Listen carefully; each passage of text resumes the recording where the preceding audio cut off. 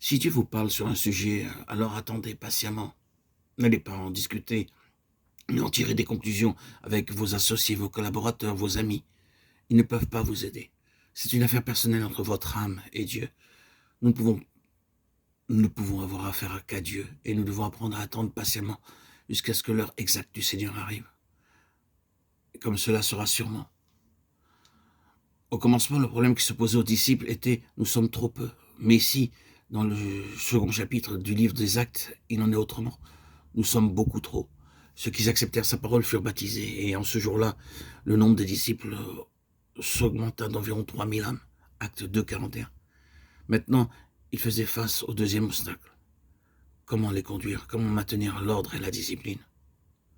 Si le travail avait commencé parfaitement et cru lentement, ils auraient pu faire face aisément et être prêts pour ses besoins. Mais cela fut très soudain, le peuple devint tellement nombreux. Que ferons-nous comme bâtiment et la nourriture et le logement? Le verset suivant donne la divine réponse. Et cela demeurera toujours le principe directeur sur lequel Dieu travaille. Il persévérait dans l'enseignement des apôtres, dans la communion fraternelle, dans la fraction du pain et dans les prières. Acte 2, 42. Que Dieu nous donne 2 âmes ou 2000 âmes, le nombre n'est pas le facteur principal.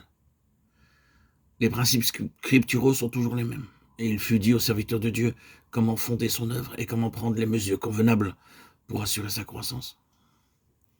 Vous pouvez provoquer le besoin grandissant d'études bibliques régulières, vous pouvez commencer des réunions dans les maisons et amener chacun, par le travail du témoignage, à payer leurs vieilles dettes, à confesser leurs fautes et leurs péchés les uns aux autres, à faire des feux de joie avec des cigarettes, des mauvais livres et les idoles. Et malgré cela, les nouveaux convertis ne croîtront pas spirituellement parce que vous avez omis de suivre l'ordre de Dieu.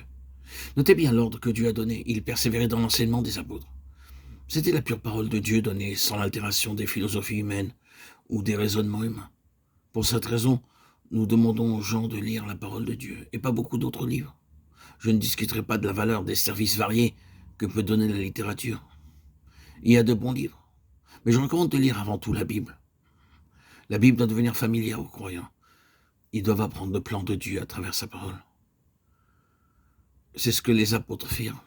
Ils attiraient l'attention sur tout ce qui était écrit au sujet du Seigneur Jésus-Christ dans la loi, les prophètes et les psaumes. Puis vient la communion fraternelle.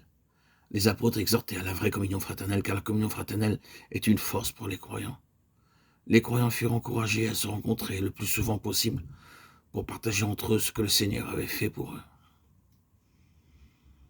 En partageant ensemble la fidélité de Dieu, nous nous encourageons les uns les autres et nous croissons spirituellement.